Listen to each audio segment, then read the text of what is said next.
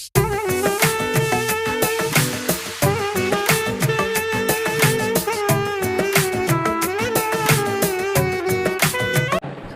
warahmatullahi wabarakatuh.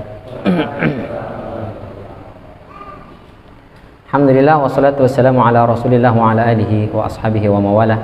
La haula wa la quwata illa billah. Amma ba'du, fa inna asdaqal hadithi kitabullah wa khairal hadi hadi Muhammadin sallallahu alaihi wasallam. Allahumma iftah lana abwabal ilmi wa akrimna binuril fahmi wa sahhil akhlaqana bil hilmi. Allahumma yassir wa la tu'assir fa inna taysira kulli asirin yasirun 'alaik. Rabbana zidna ilman warzuqna fahaman walhiqna bisalihin. Allahumma 'allimna ma yanfa'una wanfa'na bima 'allamtana bi rahmatika ya arhamar rahimin. Hadirin sidang jamaah salat maghrib rahimani wa rahimakumullah. Alhamdulillah, segala puja, puji serta syukur selalu dan senantiasa kita panjatkan kehadirat Allah Subhanahu wa taala. Mudah-mudahan kita semua termasuk ke dalam hamba-hambanya yang selalu mendapatkan inayah, hidayah dan taufik dari Allah Subhanahu wa taala, sehingga kita selamat di dunia dan selamat pula besok di yaumul qiyamah kelak insyaallah. Salawat beriring salam tak lupa kita sampaikan kepada junjungan kita Nabi besar Muhammad sallallahu alaihi wasallam, kepada keluarga beliau, kepada para sahabat beliau, dan juga kepada para pengikutnya, yang mudah-mudahan kita semua masuk ke dalam barisan pengikut Rasulullah sallallahu alaihi wasallam, yang besok di yaumul qiyamah kita semua bisa mendapatkan syafaat dari beliau. Amin ya rabbal alamin. Kita masih di surat Al-Fil. Seperti biasa kita baca dulu. A'udzu billahi minasy syaithanir rajim.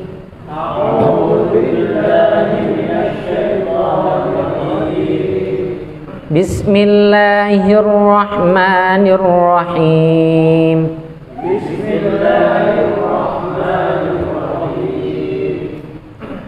Alam tara kaifa fa'ala rabbuka bi ashabil fil.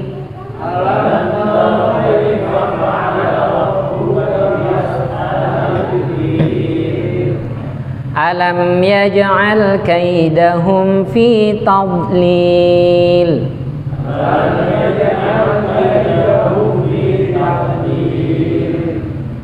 Wa arsala 'alaihim tayran ababil.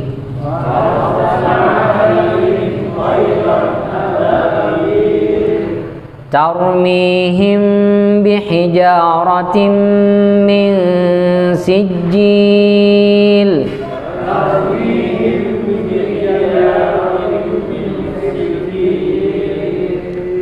Faja'alahum ka'asfin ma'kul.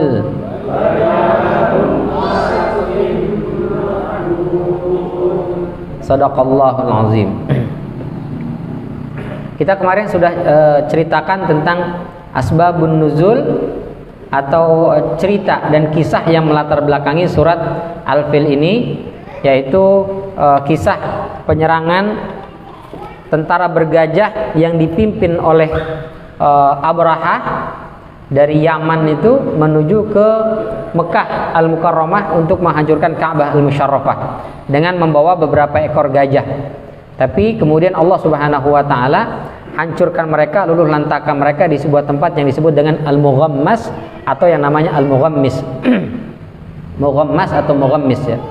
Jadi belum sampai ke Ka'bah, belum sempat menyentuh Ka'bah. Mereka sudah dihancurkan oleh Allah Subhanahu wa taala dengan dikirimkan burung ababil yang melempari mereka dengan bebatuan itu. Kemarin kita jelaskan Ibnu Katsir. Kita perbesar ini. Ibnu Katsir memberikan rambu-rambu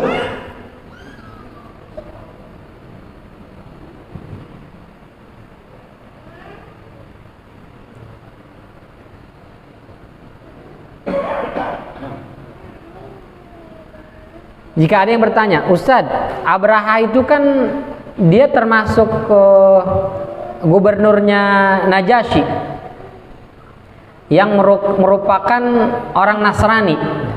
Secara akidah dia lebih dekat kepada agama tauhid dibandingkan masyarakat Quraisy yang notabene adalah musyrik. Orang-orang Quraisy itu nyembahnya patung, Hubal, Lata, Manat, Uzza. Sementara Abraha nyembahnya Allah. Meskipun terjadi kontaminasi, mereka menganggap Nabi Isa alaihissalam sebagai anak Tuhan. Tapi mereka nyembahnya Allah tuh, mereka sudah kenal Allah. Sementara masyarakat Mekah itu nyembahnya Lata, Manat, Hubal, dan seterusnya itu, berhala-berhala. Bahkan kalau kita ceritakan kemarin di surat Al-Kafirun, mereka mengatakan punya 360 Tuhan.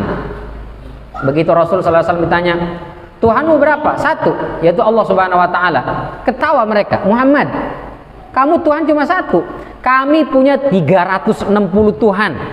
Tiap hari Tuhan itu beda-beda. Hari ini Tuhan ini yang ngurus, besok Tuhan anu, terus begitu. Itu aja urusan kita kagak kelar. Ini cuma satu. Bagaimana dia bisa menyelesaikan masalah kita? Jadi dia pikir Tuhan itu seperti petugas teller itu ya. Jadi satu-satu masih satu-satu gitu. La haula wala quwwata illa billah. Jadi syirik, mereka musyrik. Tapi kenapa Allah tolong Quraisy, Allah hancurkan Abraha? Padahal Abraha lebih dekat kepada tauhid. Nah, ini kata Ibnu Katsir, Allah Subhanahu wa taala menghancurkan Abraha yang agamanya itu adalah Nasrani, lebih dekat kepada tauhid dibandingkan masyarakat Quraisy yang notabene musyrik. Kenapa? Karena Allah Subhanahu wa taala menunjukkan kemuliaan Ka'bah. Jadi bukan karena Quraisynya, tapi karena Ka'bahnya lah Allah hancurkan Abraha. Yang kedua, ini sebagai irhas. Irhas itu adalah muqaddimah, prolog akan munculnya seorang nabi. Maka ini yang terjadi. Kalau mau bela iman yang lebih dekat, pasti Nasrani yang dibela. Makanya ketika orang-orang kafir Quraisy, ketika Rasul sudah diutus jadi nabi dan rasul, terjadi peperangan antara Imperium Romawi dengan Persia. Orang-orang Quraisy itu lebih pro ke Persia, sementara umat Islam lebih pro-nya ke Romawi. Kenapa? Karena Romawi itu Nasrani, lebih dekat kepada agama tauhid. Ketika hijrah pertama, Rasul perintahkan kemana hijrahnya? Ke Habasyah. Kenapa ke Habasyah bukan ke yang lain? Karena Habasyah agamanya Nasrani. Raja Najasyi itu agamanya Nasrani.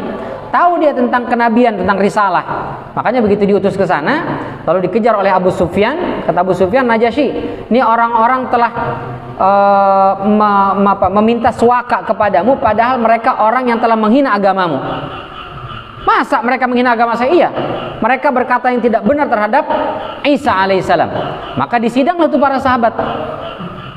Jadi jubirnya ketika itu adalah Ja'far bin Abi Thalib, kakaknya Ali radhiyallahu anhuma. Ditanya, bagaimana menurutmu tentang Isa? Maka dibacakanlah surat Maryam itu. Begitu dibacakan surat Maryam itu, menangis itu Raja Najasyi. Apa dia bilang? Ini yang benar, ini yang benar, katanya. Subhanallah. Jadi secara akidah itu lebih dekat kepada Islam. Tapi kenapa Allah hancurkan Raja Abraha? Pertama karena untuk melindungi Ka'bah, menunjukkan Ka'bah itu sesuatu yang mulia. Jadi jangankan orang kafir, orang muslim saja kalau macam-macam dengan rumah Allah, dia akan bermasalah. Allah akan hancurkan dia. Jangankan orang non muslim mau merusak masjid ini, muslim saja kalau mau mengacau di masjid, mau bikin kerusuhan di masjid, Allah nggak suka. Allah bisa hancurkan dia. Nah, pelajarannya. Yang kedua, karena ini merupakan irhas. Irhas itu artinya prolog untuk lahirnya seorang nabi. Jadi kejadian luar biasa yang terjadi untuk menunjukkan akan lahirnya seorang nabi. Nah, ini kata Ibnu Katsir dalam tafsirnya. Baik, kita masuk ke ayat pertama. Alam tara kaifa fa'ala rabbuka bi ashabil fil. Menarik ini. Saya kutipkan perkataannya Syekh Mutawalli Sya'rawi. Ini dia, kitabnya saya bawa. Kebetulan baru nyampe ini dari Mesir. Karena beli di Indonesia harganya 3 jutaan, 22 jilid. Di Mesir cuma 1.400.000 apa 1.500.000 lah. 22 jilid. Satu jilidnya segini, Pak. Jilidnya. Nah, ini dia ada di jilid ke-22 karena juz 30. Kata Syekh Mutawalli Sya'rawi, ini kan hurufnya nih alif, lam sama mim. Di surat Al-Baqarah ada juga sama alif, lam, mim. Kenapa di surat Al-Baqarah kita bacanya alif, lam, mim, tapi di sini kita bacanya alam? Kenapa di sini enggak kita baca alif, lam, mim, tara kaifa fa'ala rabbuka bi ashabil fil? Kenapa dibaca alam? Karena tulisannya alam, Ustaz. Ini hamzah dikasih baris a, lam dikasih baris fathah, mim dikasih baris sukun, maka bacanya alam. Di sono alif dikasih bendera, lam dikasih bendera, mim dikasih bendera, jadinya alif, lam, mim. Itu belakangan Itu belakangan penulisan itu di zamannya tabi'in ya, Abul Aswad Ad-Du'ali. Dikasih baris. Dulu aslinya Al-Quran itu tanpa baris, bahkan tanpa titik. Tulis begitu aja tuh, tanpa titik. Bukan cuma baris, nggak ada titik, nggak ada. Kasih contoh nih.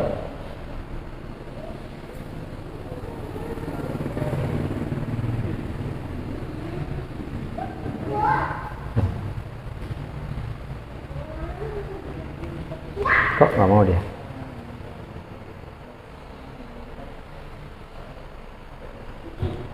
Tekos dulu.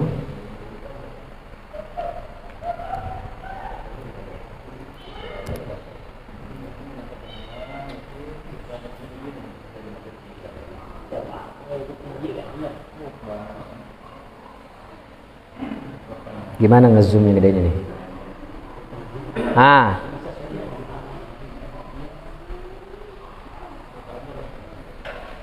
Dulu tuh aslinya begini nih. Nah, ini masih bagus lah ya huruf-hurufnya. Aslinya ditulis tanpa ada titik, tanpa baris. Kalau nggak ada baris baca kitab gundul, titiknya ada. Kalau ini titik pun nggak ada, kitab apa nih, botak ya? Nggak ada. Kita nggak tahu ini ta, ya, ba, na, apalagi sa. Itu masih mungkin kan? Kalau hal, oke lah tahu ini kita, ha sama lam, hal. Setelah itu apa nih bacanya? Oh, nggak tahu nih kita bagaimana cara bacanya. Dulu begitu.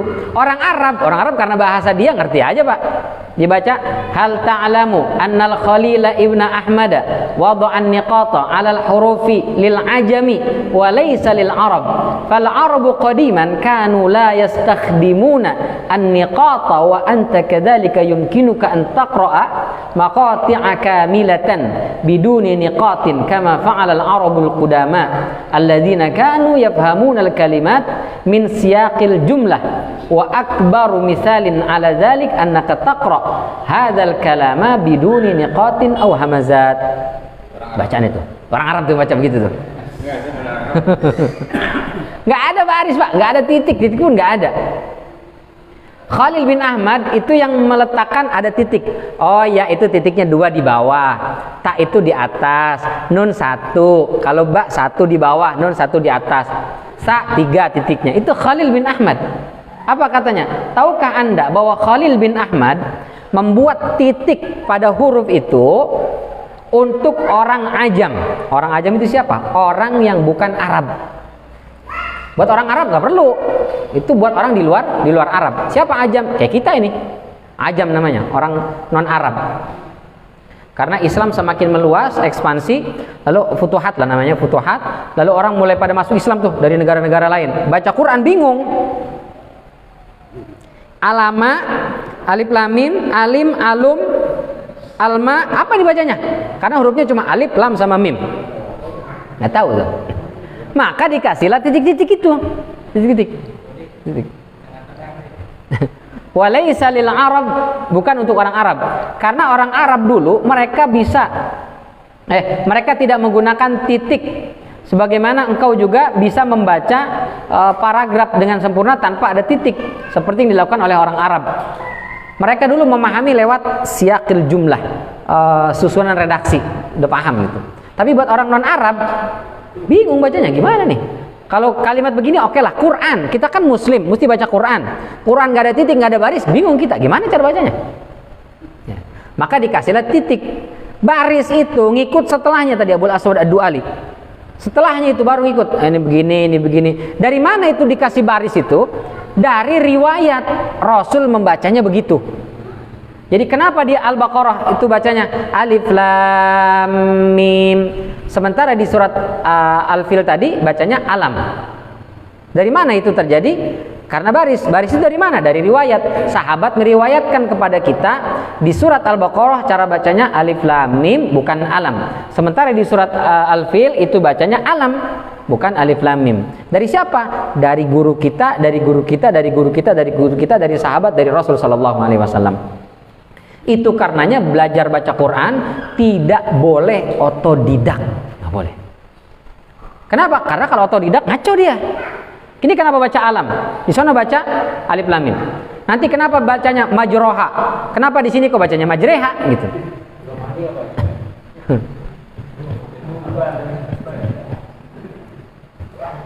Ini berkah nih, banyak raron ya. Baik. Itu pertama. Yang kedua, kata Syekh Mutawalli Sya'rawi, alif lam mim itu namanya. Itu namanya alif, yang ini namanya lam, ini mim, itu nama huruf. Di surat Al-Baqarah Allah ingin mengenalkan kepada kita tentang nama sesuatu. Di sini Allah sudah mengenalkan fungsi sesuatu. Apa huruf alif lam mim itu untuk apa fungsinya? Untuk membuat tulisan. Jadi sebuah kata, jadi sebuah kalimat. Sebelum menjadi sebuah kata, Allah kenalkan kepada kita nama. Orang itu tahu baca tulis dulu atau tahu nama sesuatu dulu? Nama sesuatu. Ya. Orang tua kita, dia bisa panggil nak, tanpa tahu tulisan nak itu N, A, sama K. Dia nggak tahu. Ya. Apa itu Pak? Oh ini pohon. Bagaimana cara nulisnya? Tahu, gue mah kagak sekolah, kagak ngerti tulisan. Lu yang ngerti bagaimana tuh nulisnya. Tapi tahu pohon, ya kan? Ilmu tuh begitu. Makanya yang pertama kali diajarkan kepada Nabi Adam bukan tulisan, tapi nama. Wa 'allama Adamal asma'a kullaha. Itu yang pertama kali diajarkan. Jadi ilmu itu yang pertama kali dapat adalah nama. Makanya kalau kita mau ikuti cara Rasul Sallallahu Alaihi Wasallam mengajarkan Al-Quran kepada para sahabat, ngajarin anak itu bukan baca tulis Quran, tapi baca Quran. Itu yang paling penting. Bukan baca tulis. Kalau baca tulis berarti baca tulisan. Tapi kalau baca Quran, gurunya mentalkin. Ayo ikutin nak. A'udzu billahi minasyaitonir rajim. Dia ngikutin. Dia belum tahu a'udzu billahi minasyaitonir rajim tulisannya bagaimana, apa saja hurufnya, belum tahu. Itu dulu kita tanamkan tuh. Bismillahirrahmanirrahim. Bismillah. Bukan bismillah. Itu nggak ada di tulisan, Pak. Kalau kita belajar tulisan bismillah, itu sama semua tuh. Maka yang kita ajarkan adalah lewat imla itu, apa istilahnya? Bukan imla, apa namanya? Dikte itu. Itu mestinya begitu. Anak itu diajarkan itu dulu, baru setelah itu baca tulis. Anak kalau kita ajarin baca, tulis dulu. Ini alif, apa nih? Alif, fathah A, lam fathah la, mim, lam mim, sukun fathah lam, alam. Gitu. Nah, itu proses belajar membaca. Tapi untuk menghafal Quran itu akan menghambat. Jadi mestinya dicekokin aja tuh, ditalkin aja. Begitu para sahabat dulu. Para sahabat itu belum tahu tulisannya gimana. Termasuk Nabi Shallallahu Alaihi Wasallam, Nabi Muhammad nggak tahu tulisan Iqra itu terdiri dari huruf alif, qaf, ra, sama hamzah. Nggak tahu. Maka begitu disodorkan Iqra, kata Rasulullah di Gua Hiro, kata Rasulullah, mana biqarin? Saya nggak bisa baca. Karena Rasulullah adalah al-ummi, nggak bisa baca, nggak bisa nulis. Baca, kata malaikat Jibril. Ma'ana biqari, saya nggak bisa baca. Baca, ma'ana biqari, saya nggak bisa baca. Maka setelah itu baru dibimbing, Iqra bismi rabbikal ladzi khalaq. Baru Rasul ngikutin tuh. Jadi metode mengajarkan Al-Quran tuh begitu. Nanti setelah itu baru. Cuma masalahnya kalau yang mentalkin nggak bener bacaannya, itu gawat jadinya. Ya. Alam tara kaifa fa'ala rabbuka bi ashabil fil. Nanti anak rekamnya begitu tuh. Nah, itu yang kacau. Gurunya mesti benar dulu bacaannya, baru ditalkin benar kepada anaknya. Banyak orang tua yang saya nggak mau saya kirim ke tempat pengajian biar saya yang ngajar. Iya bapak ibu bacanya udah bener apa belum? Kalau belum bener, ini bahaya kepada anak nih. Anak ini akan hafal dengan cara baca yang salah. Itu saya sampaikan tadi, belajar baca Quran tidak boleh otodidak, harus ada gurunya yang lihat gerak mimik mulut kita itu gimana, bagaimana cara menyebut ta, bagaimana menyebut za, bagaimana menyebut ain dan seterusnya. Itu dilihatin, termasuk baca bismillah tadi. Kalau nggak pakai guru, bisa bismillahirrahmanirrahim. Oh ya bagus anak-anak. Gitu. Kalau pakai talqin itu enggak, satu-satu lihat. Ayo coba baca bismillah. Bi, bukan B. Bismillah. Ikutin, lihat nih mulut. Sampai begitu. Itu mestinya kita mengajarkan Al-Quran. Tapi yang begitu masih sedikit ya. Ya Ustaz, kalau nyari yang begitu kagak belajar Quran deh anak saya.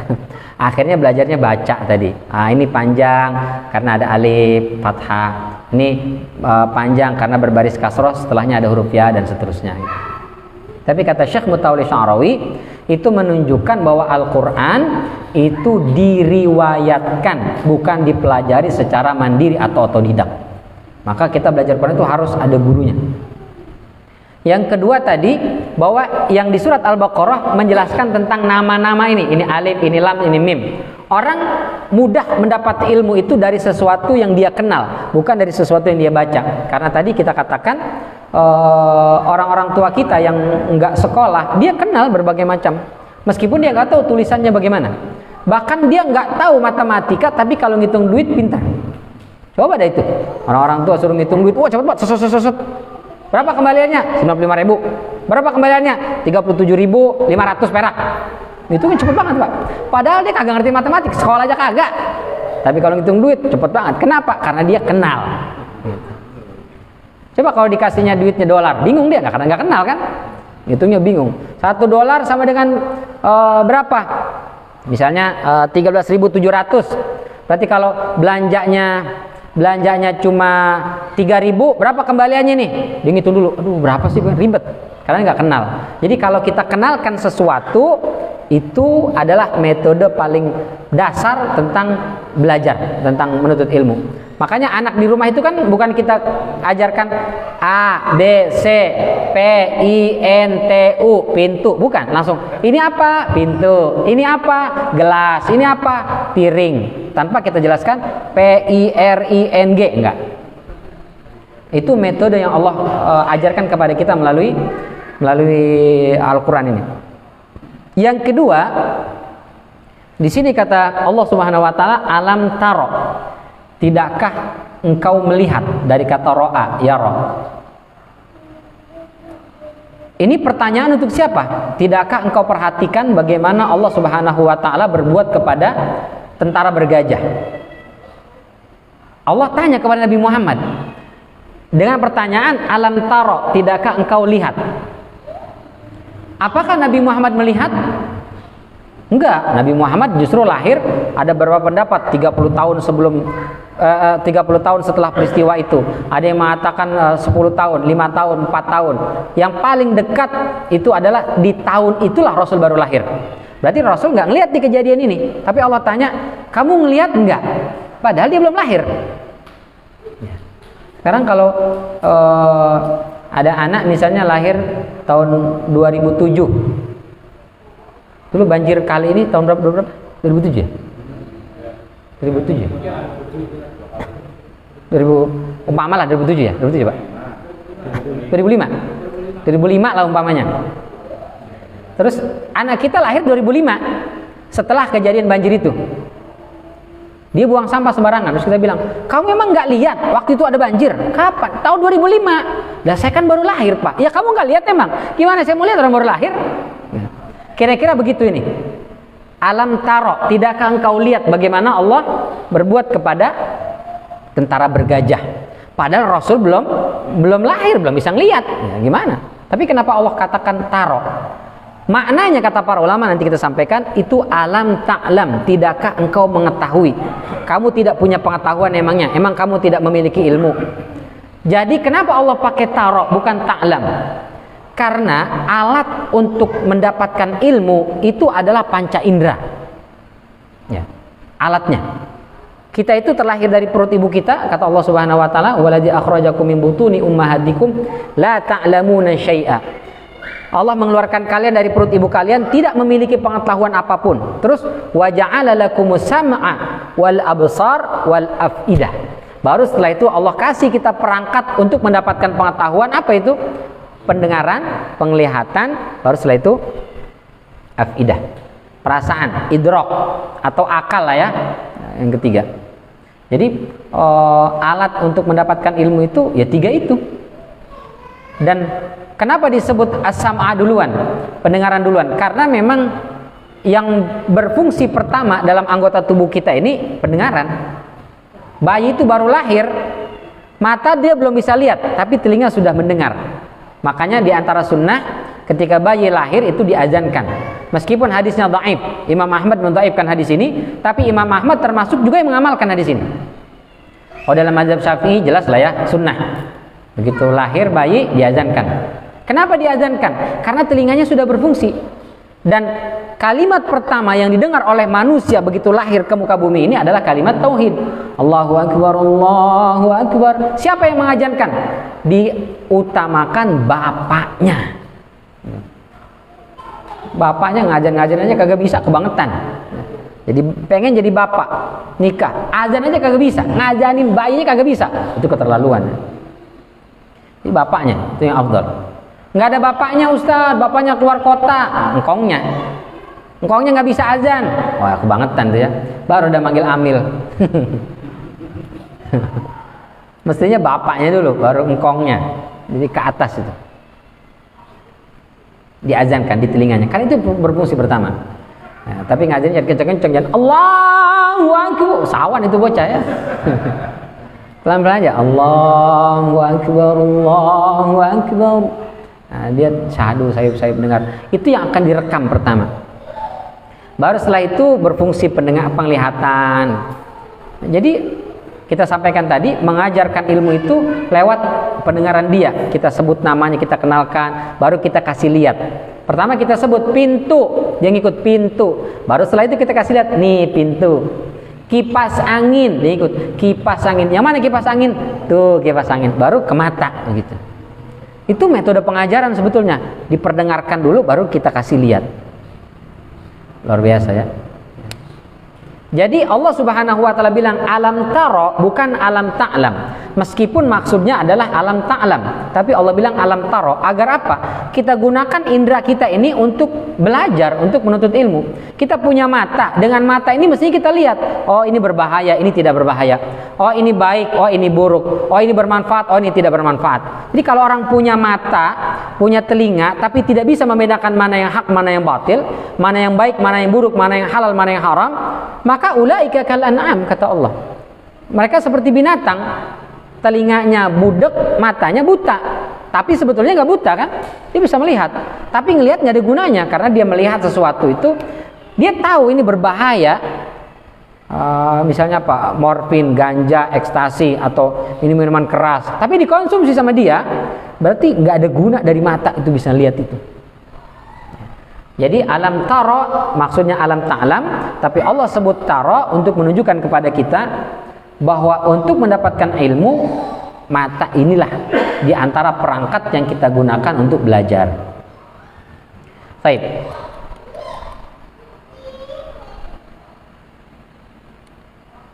Al-Farra ini dalam Zadul Masir kita kutipkan. Ini kekecilan juga kayaknya.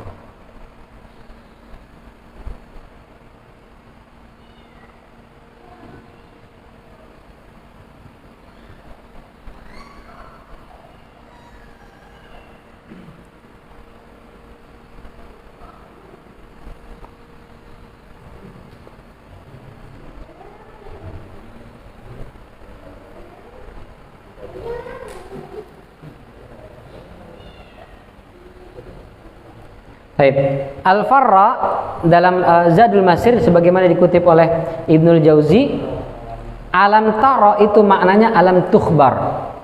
Jadi alam taro maksudnya adalah alam tukhbar. Tidakkah atau belumkah dikabarkan kepadamu? Karena kejadian itu begitu dahsyat dan luar biasa, maka jadi cerita turun temurun, melegenda. Jadi semua orang Arab itu tahu kisah Ashabul Fil itu, tahu semuanya. Mau beriman kek, mau nggak beriman kek, pokoknya orang Arab itu pasti tahu karena diceritakan secara turun temurun terus kepada kita sampai hari kiamat nanti diceritakan terus menerus. Jadi alam tukhbar, belumkah dikabarkan kepadamu? Itu makna alam taro menurut Al-Farra. Sementara menurut Az-Zajjaj maknanya adalah alam ta'lam, tidakkah engkau mengetahui?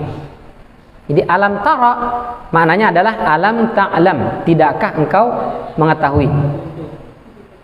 Dan ini merupakan sighah ta'jub, ya. Sighatu ta'ajjub.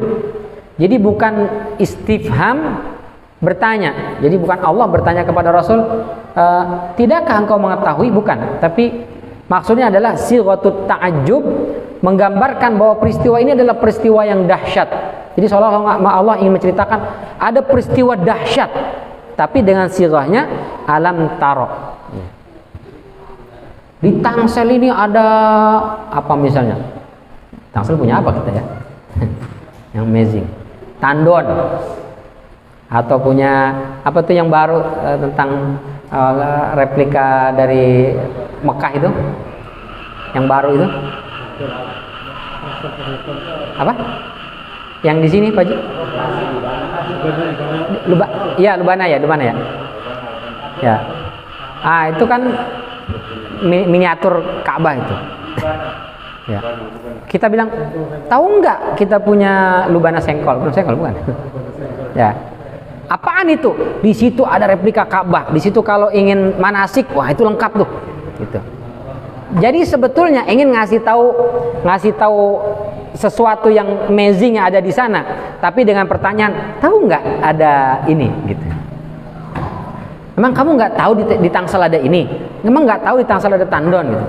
Emang gimana cara Tangsel menyelesaikan COVID? Kita dikasih tempat untuk isolasi gitu. Tidak hanya di rumah, tapi disediakan dengan fasilitas yang wah gitu. Itu kan nggak semua kota punya kan? Nah, Tangsel punya tuh. Jadi ngasih taunya, emang nggak tahu di Tangsel ada tandon? Enggak, emang ada apaan? Jadi kita mau ngasih tahu tentang tandon dengan berbagai macam fasilitasnya gitu. Bukan pertanyaannya.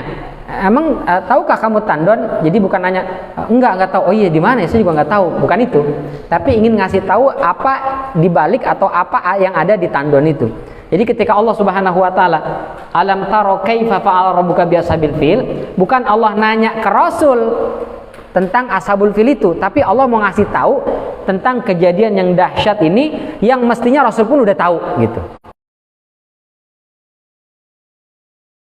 Yang kedua,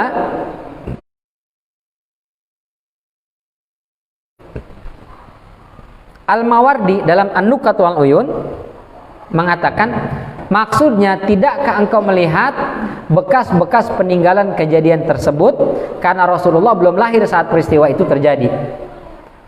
Tapi sebagian ahli sejarah mengatakan Al-Mughammis itu atau Al-Mughammas itu tidak menyisakan apapun, habis semua. Jadi Abraha dengan tentara bergajahnya itu dimakan seperti daun dimakan ulat, itu sampai benar-benar habis, bersih, nggak ada sisa sama sekali, hancur. Sebagian lagi ada yang meriwayatkan enggak, tulang-tulangnya ada. Jadi daging-dagingnya habis, hancur, dibakar oleh kerikil-kerikil yang berasal dari neraka itu, dibakar habis, sisa tulang belulang. Jadi tulang belulang numpuk di situ. Bayangkan kalau pasukan itu ada 10.000 aja, berarti ada 10.000 mayat yang sisa tulang belulang numpuk di sana. Bekasnya masih ada, itu sebagian riwayat. Tapi sebagian lain mengatakan nggak ada sama sekali, bersih. Wallahu alam. Yang jelas kata Al-Mawardi, tidakkah engkau melihat bekas-bekasnya? Boleh jadi bekasnya itu memang ada tulang belulang, boleh jadi bekasnya itu menjadi tempat yang oleh masyarakat Mekah ketika itu dianggap sebagai tempat yang menakutkan lah dalam tanda kutip, karena di situ terjadi pembantaian manusia dengan jumlah yang sangat banyak oleh tentara burung ya, yang melemparkan mereka dengan batu-batu kerikil. Ya, meskipun nggak ada bekasnya, tapi kita tahu di situ pernah terjadi misalnya. Itu orang akan beda ya. Misalnya nauzubillah terjadi pembunuhan misalnya di sebuah rumah. Udah nggak ada mayatnya, bekas-bekasnya udah nggak ada. Tapi karena kejadian itu pernah terjadi di rumah itu, maka setiap orang lewat, dulu ada pernah terjadi pembunuhan di sini nih. Dulu ada terjadi pembunuhan di sini nih. Nah, kira-kira seperti itu. Itu maksud alam tara menurut Al-Mawardi. Az-Zahabi dalam tarikhnya mengatakan, meriwayatkan dari Qais bin Makhramah Ibn al-Muttalib, merupakan paman Rasulullah SAW, itu seusia dengan Rasulullah. Apa katanya? Waliditu ana wa Rasulullah sallallahu alaihi wasallam amal fil. Ini isnaduhu hasan. Dan kata Az-Zahabi, salah satu paman Rasulullah ini lahirnya itu berbarengan dengan Rasulullah. Jadi kalau orang dulu nggak hanya di Arab ya, di kita pun banyak keponakan itu seumuran dengan pamannya, itu banyak. Saya dengan bibi saya itu hanya selisih 1 tahun ya. Bibi adik bontot dari ibu saya itu usianya beda setahun dengan saya gitu. Orang-orang kamu itu biasa seperti itu kan ya. Apalagi orang Arab istrinya banyak, dia nikah istri pertama dari usia muda sampai kemudian sama-sama di usia 50 tahun nikah lagi dengan usia yang 30 tahun. Habis itu nikah lagi dengan usia 15 tahun, nikah lagi sama usia yang 10 tahun. Begitu seterusnya. Nah, apalagi zaman itu belum ada pembatasan.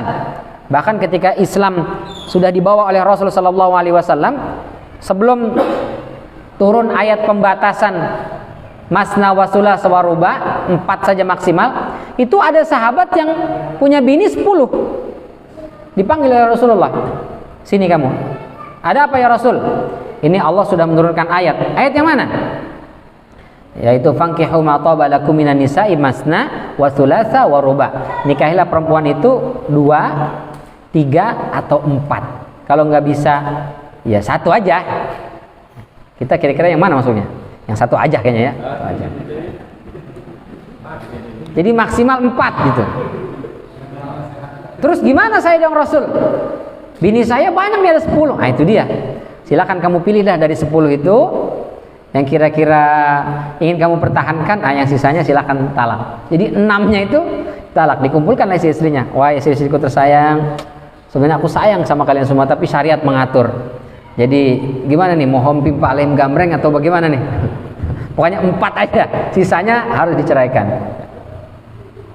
Sehingga paman Rasul sallallahu alaihi wasallam ini itu usianya sama, dibilang wuliditu ana, aku dilahirkan dan Rasul sallallahu alaihi wasallam. Jadi dilahirkan bareng dengan Rasulullah. Kapan itu?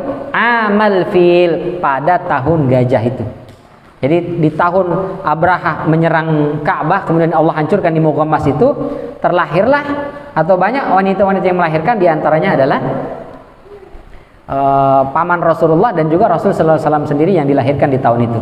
Tapi bukan di peristiwa itu, bukan. Maksudnya di rangkaian peristiwa itu. Misalnya peristiwa itu terjadinya di bulan Zulqa'dah misalnya, lahir Rasulullah di bulan Rabiul Awalnya. Nah, begitu. Baik. Yang dimaksud dengan ashabil fil kita sampaikan kemarin adalah Abraha dari Yaman dengan tentara bergajahnya. Ya. Habasyah Timur ya, itu di Yaman. Taib. Ayat ini menegaskan tentang orang-orang yang hendak merusak kehormatan Ka'bah, langsung Allah balas. Nggak pakai ntar, nggak pakai besok. Jadi orang yang berurusan dengan Baitullah, maka dia berurusan dengan Allah. Orang-orang yang berurusan dengan masjid, berarti dia berurusan dengan Allah Subhanahu wa ta'ala. Baik, sudah masuk waktu Isya. Ini barangkali yang bisa kita bahas di kesempatan sore yang mulia ini. Mudah-mudahan Allah selalu bukakan kalbu kita sehingga mudah mendapatkan nurul Quran. Dengan itu hidup kita di dunia ini penuh keberkahan, dan kita berharap besok di alam barzakh Al-Quran yang akan menjadi nur penerang alam barzakh kita, dan mudah-mudahan di yaumul mahsyar Al-Quran juga yang akan menerangi langkah kita, menuntun kita masuk ke dalam surganya Allah Subhanahu wa ta'ala. Amin ya rabbal alamin. Terima kasih atas segala perhatian. Mohon maaf apabila ada kekeliruan dan kekurangan. Kita tutup dengan hamdalah dan kafaratul majlis. Alhamdulillahirabbil alamin. Subhanakallahumma wa bihamdika asyhadu an la ilaha illa anta astaghfiruka wa atubu ilaik. Assalamualaikum warahmatullahi wabarakatuh.